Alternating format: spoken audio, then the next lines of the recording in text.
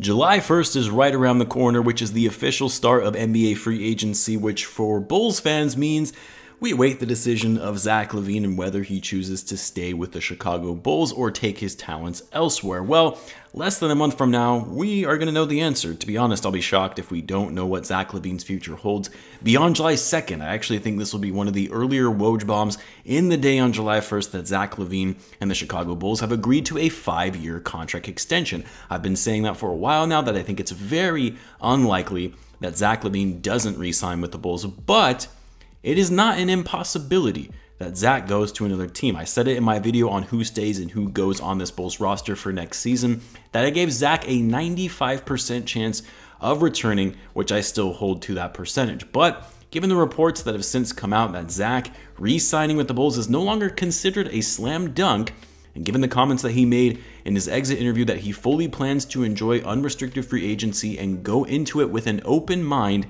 we do have to talk about the very unlikely event of what it would mean for the Bulls if Zach Lavine ultimately leaves Chicago, and that's what we'll be discussing in this video. So what's going on, everyone? You're listening to Bulls Central here. Hope you're all doing well. Now, I know I'm going to get some heat for this video because Bulls fans are very passionate of the fact that Zach Lavine is not leaving Chicago.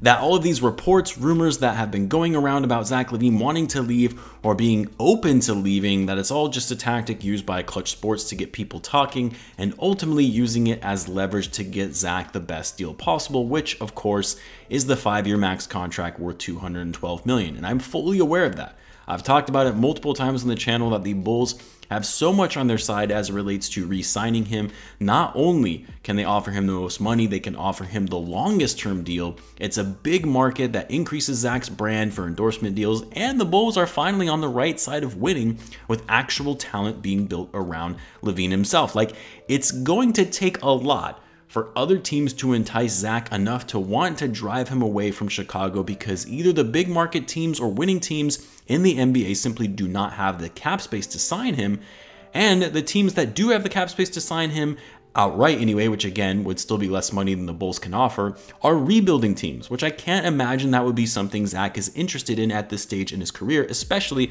when he's been playing on rebuilding teams his entire NBA career up until last season. So I fully get it and acknowledge that Zach Lavine is more likely to return to the Bulls than he is not. But as I thought about the doomsday scenario of Zach opting to take less money to play for another team, or even say in the event the Bulls front office, they're just not willing to offer Zach the max, which would probably cause some friction and make Zach want to leave to a team that values him as a max player, it got me thinking, what then? Like, really, what do the Bulls do if Zach Lavine does not re-sign with them? What do they do with all the moves they made this past offseason to build around Zach to then just have him leave the following offseason? So this isn't me fear-mongering, like I know a lot of NBA fans are doing that right now, saying that Zach is going to bounce. It's more so just having an open dialogue on what would happen, and I would love to hear what you guys think in the unlikely event that Zach does leave. Now, first off, let's just start with some ground rules, because I think, as I mentioned, there are actually very few teams in the league that have enough cap space this offseason to even be able to sign Zach to a max offer sheet of 4 years, $157 million. I'm talking about teams like the Pistons, Magic, Pacers, and the Spurs, all teams that are currently rebuilding. Young talent on some of those teams, especially the Spurs, but these would all be teams that would be a step back for Zach compared to what he has now, at least in the winning department.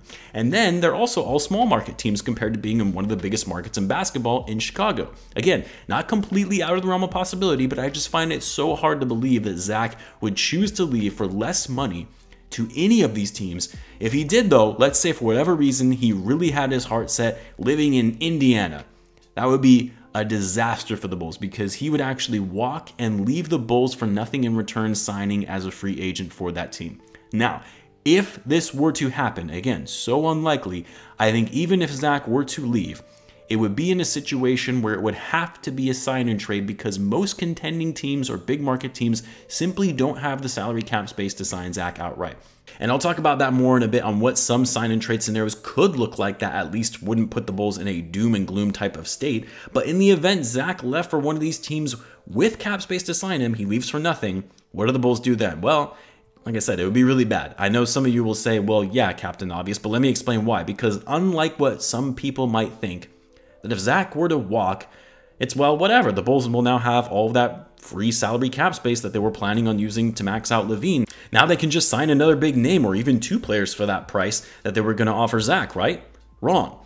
The way the NBA has structured their salary cap is that teams have what they call bird rights to retain their drafted players or players they acquired in a trade by not only having the ability to offer them more money, but also it enables them to use that salary of the players for which they own their bird rights to operate over the cap. So in this instance, and I explained this a little bit in my last video on what an ideal offseason would look like for the Bulls have $100 million in guaranteed money on their books for next season. That's for all the players that they currently have under contract going into next year.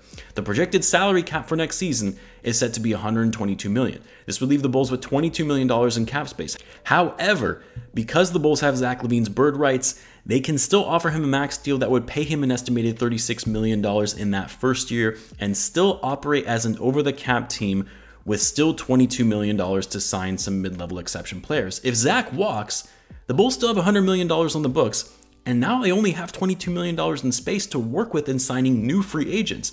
Now, they could do a sign and trade for other players on the team outside of Zach Lavine, but it's not like, oh, the Bulls can now just use all that salary they were going to give Zach for another player, maybe like a Bradley Beal if he declined his player option. No, it doesn't work that way. They would only have $22 million in space, which isn't going to get you a star level player like Zach Lavine. The other issue, if Lavine leaves, what does that mean for the Bulls' timeline? More specifically for DeMar and Vucevic, because now your timelines are all out of whack with 2 more established veteran players in their 30s that really the Bulls brought in to push to start winning now, and they're also on big salaries. And then you have younger players who would be looking to build and develop that aren't necessarily win now pieces. Guys like Patrick Williams, Dosunmu, whoever the Bulls draft at 18 this season as well, that could be added to it. And of course, Lonzo Ball, who is only 24. It really messes up everything that you were trying to build and put together. And because of that, I think you would almost have to reset and trade DeMar and Vucevic.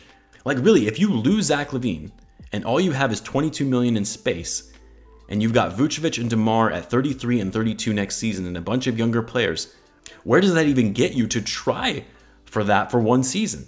It wouldn't be a terrible team because you still have DeMar and Vucevic who are great players. Hopefully you have Lonzo healthy and you would hope to see Patrick take a jump going into his 3rd season. But really, I'm seeing a max 8-seeded team with that roster. And where does that get you?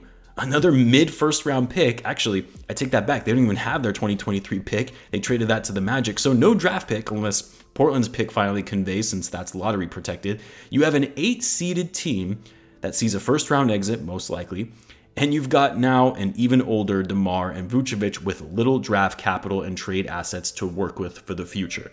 Like, I hate to say it because it's the last thing I want as a Bulls fan to see this team go into another rebuild after just one season of winning, but if Zach leaves for nothing in return, you kind of have to cut your losses and try to maximize as many younger assets that you can get in return for DeMar and Vucevic, which you could probably get a pretty sizable return from teams that are looking to win now and don't really have time for their younger players to develop or really aren't interested in holding on to their draft picks, kind of like what the Bulls have been doing in trading their draft picks and younger players for more established win now pieces. But again, all of this very, very unlikely because realistically speaking, if Zach was looking to leave Chicago because he wanted a more surefire way of winning a championship or playing with some of the bigger names in the league or even leaving to go to a more desirable location, it's going to be a team that doesn't have cap space and therefore a sign and trade would need to be executed, where effectively the Bulls would sign Zach and trade him to allow for the team getting him to trade pieces back to the Bulls to free up enough space to get Lavine